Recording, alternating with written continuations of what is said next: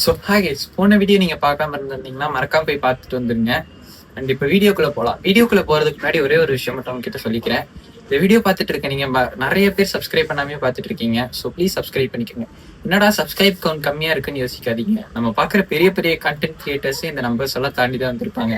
So நீங்கள் இப்போ subscribe பண்ணால் எனக்கு ஒரு பெரிய மோட்டிவேஷனாகவும் சப்போர்ட்டாகவும் இருக்கும். ஸோ ப்ளீஸ் சப்ஸ்கிரைப் பண்ணிக்கோங்க. இப்போ வாங்க வீடியோக்குள்ளே போகலாம். ஓகே, போன வீடியோவில் ராமேஸ்வரம் ரீச் பண்ணது முடிக்க பார்த்தோம். அண்ட் இப்போ அதோட கண்டினியூஷன் பார்ப்போம்.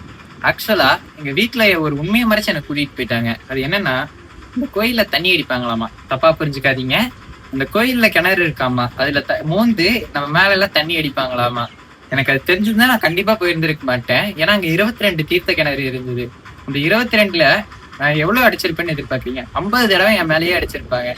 ஏன்னா அங்க இருக்கிற ஆன்டிஸ் பாட்டிஸ் அந்த வடக்கு நண்பர்கள் வேற போகாம முட்டு கட்டி நின்னுக்கிறாங்க. அங்க இருக்கிறவங்க வேற யார் இருந்தா யாரு போனான்னு தெரியாம பொழிச்சுன்னு அடிக்கிறாங்க. எனக்கெல்லாம் அது ஒரு மாதிரி இதாயிருச்சு. அதுக்கப்புறம் எப்படியோ அந்த 22 கிணறையும் தாண்டி வந்ததுக்கு அப்புறம் தான் வீட்டுக்கு போலாமா அப்படின்னு நான் கேட்டேன்.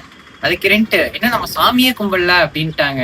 அது என்ன கதைன்னா, இந்த தீர்த்த கிணறுன்றது கோயில்ல ஒரு பார்ட் தானாம்மா.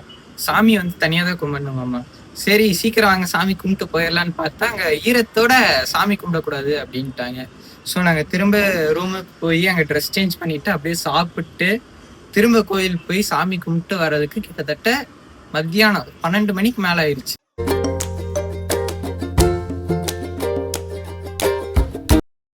அண்ட் 1 மணி நேரம் அப்படியே அங்கேயே ரெஸ்ட் எடுத்துட்டு ராமேஸ்வரத்தை விட்டு கிளம்பிட்டோம். போற வழியில டாக்டர் ஏபிஜே அப்துல் கலாமோட நினைவு இடத்தை பார்த்தோம். அண்ட் வெளியிட்டு பார்த்தோம். பார்த்துட்டு அப்படியே நாங்க ராமர் பாதம் அப்படின்ற ஒரு இடம் இருந்துச்சாமா. ஸோ அந்த இடத்துக்கு போய் சுத்தியெல்லாம் பார்த்துட்டு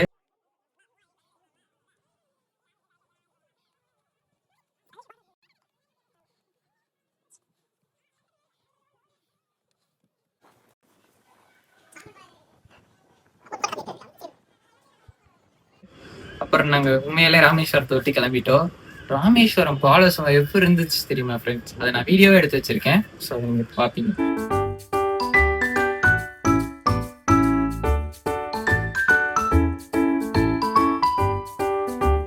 நாளைக்கு பார்ட் 3ல பார்ப்போம். So bye guys, push limits.